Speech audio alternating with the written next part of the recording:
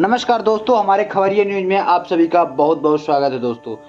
दोस्तों अरविंद केजरीवाल जनता की अदालत में पहुंचे, जंतर मंतर बोले षड्यंत्र रचा गया है, यानी कि षड्यंत्र रचा गया है, गलत करने की नहीं आए। बताया गया है कि जनता की अदालत में पहुंचे आम आदमी पार्टी आप के राष्ट्रीय संयोजक अरविंद केजरीवाल जंतर मंतर। अपनी बात रखी, केजरीवाल ने इस्तीफा देते हुए कहा था कि वो जनता की अदालत में जाएंगे। केजरीवाल ने कहा था कि सीएम की कुर्सी पर तभी बैठेंगे जब जनता उन्हें ईमानदार का प्रमाण पत्र देगी। बताया गया है कि दिल्ली के मुख्यमंत्री पद से इस्तीफा देने के बाद आज अरविंद केजरीवाल जंतर मंतर पर जनता की अदालत में पहुंचे।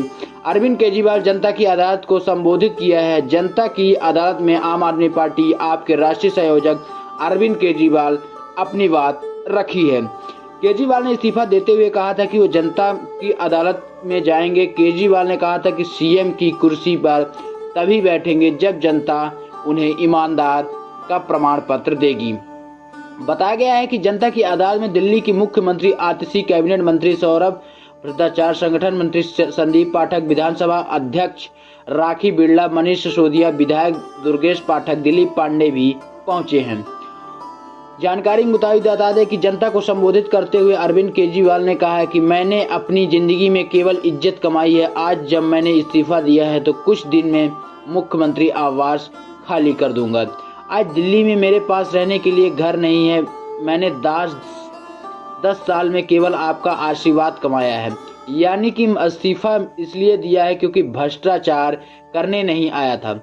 मुझे सत्ता का लालच की सीएम कुर्सी की भूख नहीं है। मैं पैसे कमाने नहीं आए। मैं पैसे कमाने होते तो इनकम टैक्स की नौकरी करता।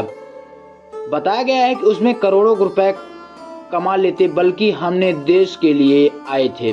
अरविंद केजरीवाल ने बताया कि मेरे खिलाफ षड्यंत्र रचा गया है, मेरे नेताओं को जेल भेजा गया है, यानी कि देश बदलने के लिए आया हूँ, मैं कुछ गलत करने नहीं आया हूँ। यानी कि हम चुनौती दी गई है कि चुनाव लड़ लो। 2013 में ईमानदारी में चुनाव लड़े लोगों को रहे, उनकी जमानत जब्त होगी, लेकिन पहली बार वो सरकार बना दी थी। सरकार बनने के बाद दिल्ली में बिजली, पानी, बस यात्रा फ्री, बच्चों की शिक्षा, सब कुछ को फ्री कर दिया था। यानी कि भाजपा को लगा कि अरविंद केजरीवाल को भ्रष्टाचारी घोषित कर दे। उन्होंने हमारे पार्टी के बड़े नेताओं को जेल में डाल दिया। जैसे ही नवरात्र आएंगे घर छोड़ दूंगा, आप में किसकी घर में आकर रहूंगा। यानी कि अरविंद केजरीवाल ने कहा कि मुझसे कठिन कानून पीएलएल एक्ट के तहत फंसाया गया है। लोगों ने बताया कि यह बहुत लंबा चलेगा। तब तक मैंने यह सोचा है कि जनता की अदालत में जाऊंगा। मैं भ्रष्टाचार के दाग के साथ जी नहीं सकता। मैं दिल्ली की जनता से पूछना चाहता हूं कि अगर मैं बेईमान हूं तो क्या दिल्ली में बिजली फ्री कर पाता। यानी कि बिजली फ्री करने के लिए 3,000 करोड़ रुपए लगते हैं। अगर मैं बेईमान होता तो क्या पानी फ्री कर पाता, क्या अच्छे स्कूल दिल्ली में बन पाते। ये मैं पूछता हूँ अपनी दिल्ली की जनता से। यानी कि भ्रष्टाचारी होते तो सारे पैसे खा जाता। यानी कि आने वाले चुनाव में अग्नि परीक्षा है। अगर आपको लगता है कि केजरीवाल ईमानदार हैं तो केजरीवाल को वोट देना चाहिए।